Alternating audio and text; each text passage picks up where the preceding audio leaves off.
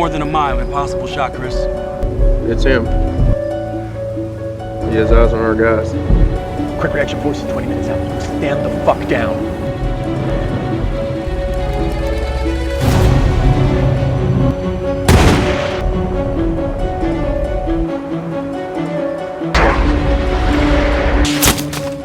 The story begins with Chris, a member of the U.S. forces, standing on the rooftop of a building in Iraq. He notices a suspicious young boy nearby. The woman accompanying him walks unusually steadily, raising Chris's suspicion that she might be hiding something under her clothes. Indeed, he discovers that she is carrying a rocket, which she hands to the boy to set a trap for the American forces. At that moment, Chris observes his team and is given the authority to act if he is certain the child poses a threat. Hesitation overwhelms him as he contemplates the decision. The narrative then flashes back to Chris's childhood. We see him fishing with his father, portrayed as weak and timid compared to Jeff, who was courageous from a young age. One day, Chris is bullied by other children, but he defends himself with all his might, hinting at the inner strength he would later develop. As Chris and Jeff grow older, Chris becomes increasingly mysterious and hardened. One day, he returns home to find his girlfriend with another man, responding violently and expelling her from the house. These scenes reveal his hardened character and show that violence has become his instinctive reaction to conflict. Later, Chris and Jeff watch the news about the bombing of the U.S. Embassy. Shocked, Chris decides to join the army to serve his country.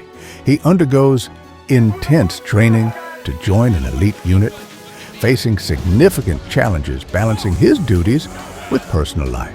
Initially, he meets a woman who learns he is an officer in the unit. She admits she dislikes members of his unit because her sister was engaged to one who was selfish and cruel. Chris explains that this was an isolated case and that risking his life to protect his country is not selfishness. His words move her, allowing him to grow closer to her. Over time, their relationship deepens, and Chris eventually proposes marriage.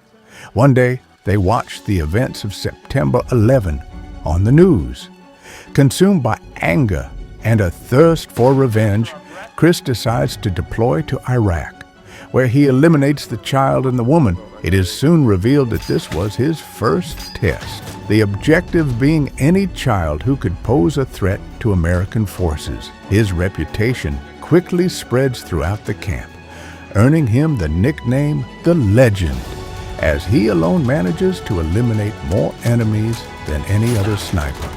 During this time, Tia is pregnant and waiting in the U.S., hoping for Chris's return while sharing her news about the pregnancy and children with him. Chris attempts to stay in touch through phone calls. Meanwhile, in a U.S. military leadership meeting, it is stated that the primary target for counterterrorism in Iraq is Zarqawi, and to reach him, every house in the area must be searched.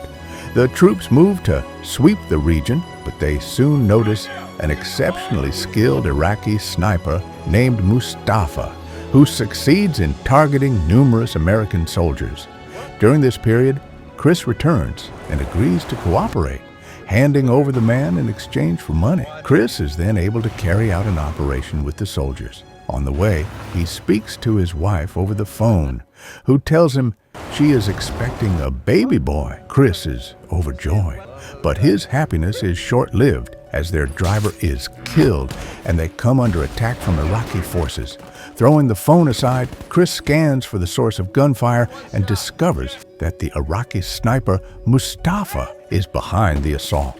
Meanwhile, Mustafa's men reach the man and kill him along with his young son, intensifying the challenge and pressure on Chris.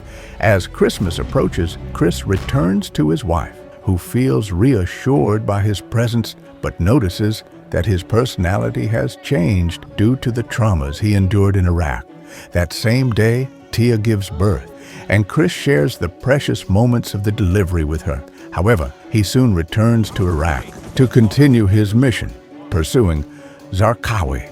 During a raid with the American forces, Chris and his team arrive at the home of a man, his wife, and their son. They show them a picture of Zarqawi, but the man denies knowing him.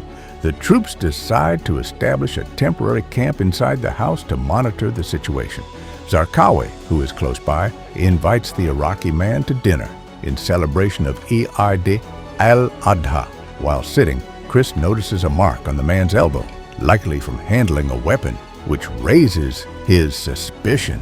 Secretly searching the house, Chris discovers hidden weapons buried underground. As the man moves towards Zarqawi's location, Chris and his team quietly track his steps.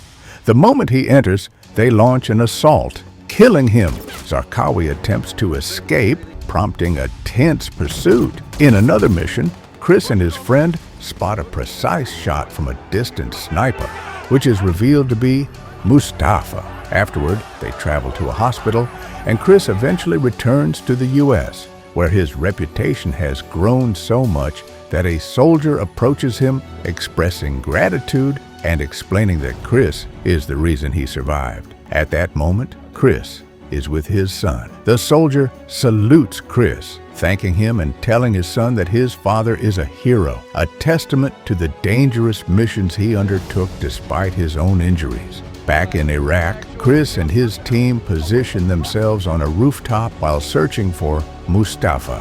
From a great distance, Chris spots Mustafa and requests backup, knowing that firing at him without support could reveal their position if he misses. Before the reinforcements arrive, Chris steadies himself, takes aim, and shoots with unwavering confidence.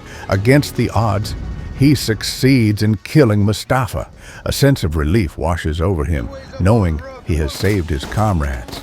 He decides to return home to his wife and children, who now include a newborn daughter. Despite returning to his family, Chris's mental state remains fragile. His wife strives to help him reintegrate into everyday life. One day, while engaged in simple family activities, their dog acts aggressively toward his son, teaching Chris to handle unexpected situations calmly. He begins assisting wounded soldiers, easing their suffering, which gradually helps improve his own mental well-being. He resumes weapons training, regains his skills, and continues supporting soldiers as they adapt to their injuries. Ultimately, after regaining some stability, Chris ventures out with a psychologically troubled soldier he is helping. Tragically, this soldier kills him due to his mental instability. Thus ends the legend of Chris Kyle.